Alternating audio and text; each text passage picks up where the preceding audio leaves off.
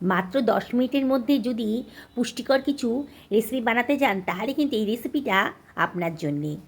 বাড়িতে অতিথি এসছে, এই রেসিপিটা বানিয়ে দিন না, অতিথিরা দারুণ মজা করে খাবে। বাড়ির ছোটো থেকে বড় সবার জন্যে এই রেসিপিটা বানিয়ে ফেলতে পারেন, ব্রেকফাস্টে কিংবা ডিনারে। বানানোটা একেবারেই সোজা। 2 বাটি মতন ময়দা আমি একটা বড় পাত্রের ভেতর নিয়ে নিয়েছি, আর এর ভেতর দিয়ে দিলাম 2খানা কাঁচা ডিম। এবারে এর ভেতরে দিয়ে দিচ্ছি 1/2 টেবিল চামচ লবণ। একটা হুইস্কের সাহায্যে ডিম আর ময়দাটাকে খুব ভালো করে মিশিয়ে নেব। এবার অল্প অল্প জল দিয়ে একটা ব্যাটার বানিয়ে নেব। একসাথে বেশি জল দেবো না, অল্প অল্প জল দিয়ে ব্যাটারটা বানিয়ে নিতে হবে। খুব বেশি পাতলা হয়ে গেলে পরে তখন এটা রেসিপিটা বানাতে একটু অসুবিধা হবে। 1 টেবিল চামচ গুঁড়ো দুধ দিয়ে দিলাম, দারুণ টেস্টি হবে।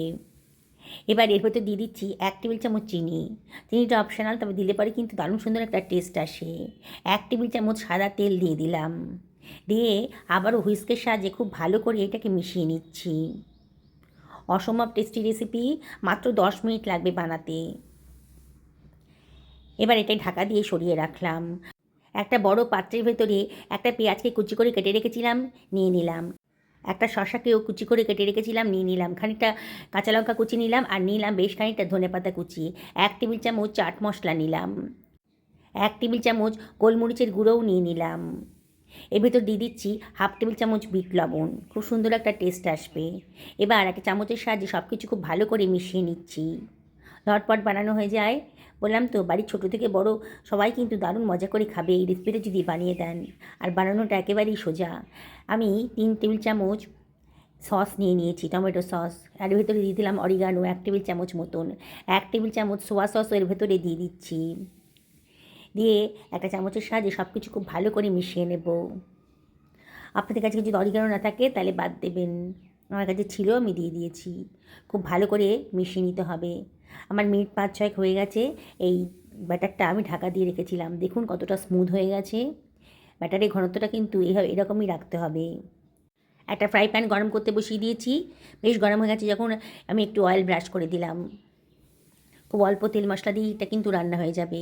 এবার ব্যাটারটা 1.5 হাতা মতো ব্যাটার আমি দিয়ে দিচ্ছি, দিয়ে হাতা দিয়ে একটু ছড়িয়ে দিচ্ছি। দেখুন কীভাবে বানাচ্ছি, বানানোটা একেবারেই সোজা। বিগিনার্সরাও কিন্তু একবার দেখলে পরে বানিয়ে ফেলতে পারবেন।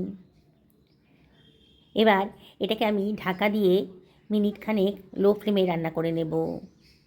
মিনিট খানেক বাদে এটাকে দেখুন ওপরটা শুকিয়ে গেছে, ওপরে আবারও একটু অয়েল ব্রাশ করে দিচ্ছি। সামান্য একটু অয়েলেই কিন্তু এই রেসিপিটা তৈরি হয়ে যাবে।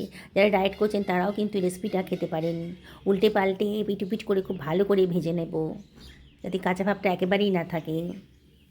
এবার 1 টেবিল চামচ সসটা আমি এর ভেতরে দিয়ে দিচ্ছি, ভালো করে মাখিয়ে নিচ্ছি। এটা খাওয়ার জন্য কোনো তরকারিরই প্রয়োজন হবে না, এতটাই টেস্টি। এবার যে স্যালাডটা বানিয়েছিলাম সেটা ওপর থেকে দিয়ে দিচ্ছি। এবার স্প্যাচুলার সাহায্যে আমি এটাকে ফোল্ড করে দিচ্ছি।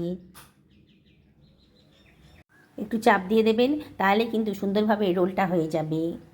আমাদের বাড়িতে তো আমি 3 থেকে 4 দিন এই রেসিপিটা বানিয়ে দিই।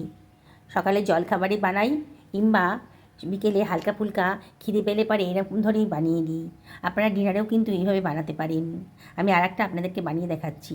প্রথমটা বানাতে যে সময় লেগেছিল তার থেকে কম সময় কিন্তু পরেরটা হয়ে যাবে।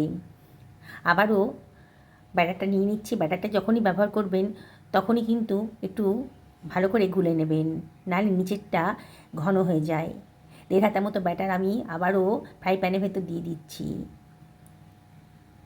এত সোজা না বানানোটা, দেখবেন কোনো ঝামেলাই নেই। আর একবার যদি বানিয়ে খান না, বারে বারে কিন্তু বানিয়ে খেতে ইচ্ছে করবে। আবারও ওপর থেকে একটু অয়েল ব্রাশ করে দিলাম, দিয়ে আবার ওটাকে উল্টে পাল্টে ভালো করে ভেজে নেব। বাড়িতে যদি কোনো বয়স্ক কেউ থাকেন তাহলে এই নরম তুলতুলে রেসিপিটা তাদের জন্য একেবারে পারফেক্ট। আবারও একটুখানি বানানো সসটা দিয়ে দিচ্ছি।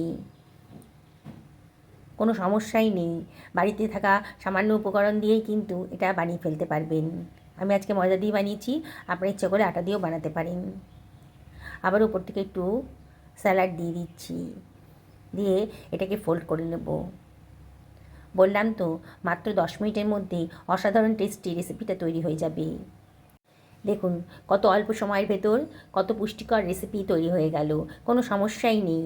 এইভাবে সমস্ত ব্রেকফাস্টটা আমি রেডি করে ফেলেছি। হয়ে গেছে। এবার এটাকে আমি খুন্তি আর একটা স্প্যাচুলার সাহায্যে তুলে অন্য একটা পাত্রের ভেতর রেখে দিচ্ছি। দেখুন বন্ধুরা, কতটা লোভনীয় হয়েছে। আমি এটা ছিঁড়ে দেখাচ্ছি কতটা নরম হয়েছে। বললাম তো, একবার যদি বানিয়ে খান না, বারে বারে বানিয়ে খেতে ইচ্ছা করবে। আমি আপনাদেরকে রিকোয়েস্ট করব, আমার এই রেসিপিটি যদি ভালো লাগে তাহলে বাড়িতে একদিন বানিয়ে খাবেন। সকলে সুস্থ থাকুন, ভালো থাকুন, এই কামনা করে ভিডিওটা আজকে এখানে শেষ করছি। নমস্কার।